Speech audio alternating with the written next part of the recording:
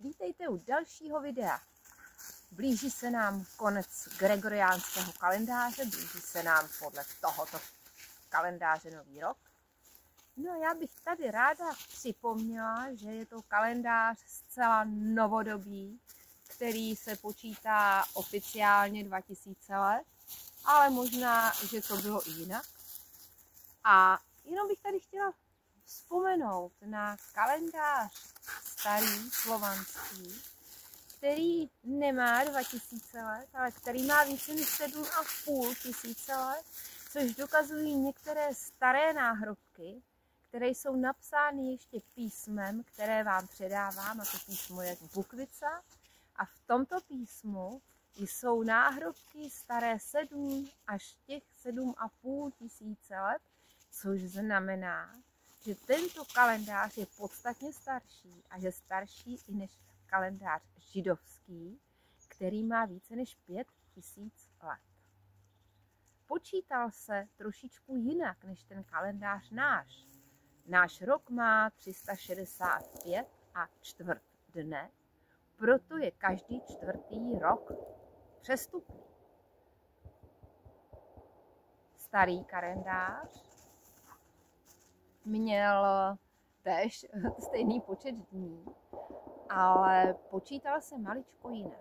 Náš má 12 měsíců a týden má 7 dní. Měsíc má 30 a 31 dní, kromě měsíce února, který je jednou za 4 roky přestupný. Slovanský kalendář měl 9 měsíců, střídalo se 40 a 41 dní. Týden měl 9 dní a přestupný byl každý 16. rok, říkalo se tomu rok žízně, života, a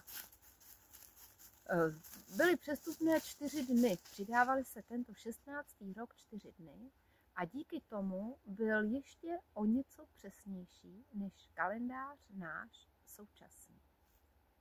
Jsou to velké zajímavosti, protože tento starý kalendář počínal na podzim v době hojnosti a sklizně. No a já se domnívám, že ani to není všechno, že byl ještě jiný kalendář, který naopak počínal na jaře, kdy všechno začíná rašit, pučit, rodit se mláďata. A že tento kalendář byl ten náš úplně původní. A že ty dní se počítaly ještě jinak, ne na 9, 8 a 16, ale pouze 8 a 16. Ale o tom vám popovídám někdy jindy, to je trošičku náročnější a složitější. Ale dnes se vrátím ještě k jedné věci. Náš současný kalendář začíná v období nejtužší zimy. Vidíte, i kolem mne dneska mrzne a sice sněhuje pomálu, jsou to jenom jeho zbytky, ale mrazík byl docela velký. Ale oproti tomu, jaké bývaly mrazy dřív, tak je to pohoda. Nějakých -2 až 4 stupně. Dřív bývalo -20 i 30 stupňů a to byly mrazy jiné. Takže tuhá zima, všechno zastavené. Nejdelší noci, tma.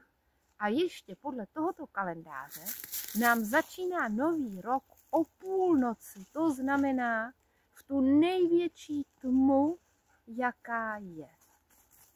Ten původní kalendář nezačínal den o půlnoci jako u našeho, ale začínal v 6 hodin večer. No a já si myslím, že u toho ještě staršího začínal naopak ráno při kulopění, kdy všechno stává a všechno se probouzí. No a i kalendář, tak jak je postaven, námi manipuluje, nás přestavuje a nás někam směřuje. No ale kam nás směřuje tento gregoriánský kalendář? No to si už můžete odvodit sami. Takže já vám přeju, mějte se, jak vám libo, a opět se setkáme v novém roce našeho současného gregoriánského kalendáře. Mějte se.